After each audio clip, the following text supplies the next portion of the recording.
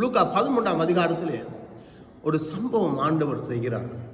18 வருஷம் அவள் கூனியாக நடந்த அந்த பெண்ணை பார்த்து, அவள் 18 வருஷமும் அந்த தேவாலயத்திலே வாழ்ந்து, அவள் வாலிப வயதிலே அவள் துள்ளி குதித்து அநேக வாலிப பிள்ளைகளைப் போல தன் வாழ்க்கை இல்லைன்னு சொல்லி கலக்கத்தோடு இருந்தாள்.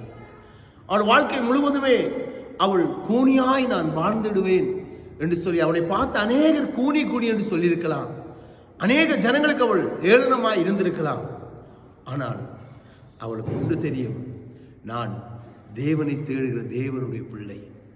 அவள் ஒரு நாள் அதிகாலையிலே தேவனுடைய சபையிலே வழக்கமாய் வந்து நின்றபோது அவளுக்கு தெரியாது இயேசு வருவார் என்று. ஆனால் இயேசு வந்து அந்த தேவாலயத்திலே பிரசங்கித்தார். அவனுடைய வார்த்தையை கேட்டுக்கொண்டிருந்த போது அவருடைய உள்ளம் துடித்தது. ஆண்டவர் அந்த மகளை பார்த்து சொன்னார், அவளுடைய மகளாகியவளை 18 வருஷம் பிசாசனம் கட்டி வைத்திருந்தாள். என் மகளே, நீ எழும்பி நில், நிமிர்ந்து நில். இனி கூனி நடந்தது போதும். இந்த உலகத்தில் உன்னை பார்த்து அநேகர் அலசட்டை பண்ணது போதும். நீ கூனி கூனி உன் வாழ்க்கையை முடித்து போனது போதும். இன்றையில இருந்து உன் வாழ்க்கை சிறப்பாய் மாறும்.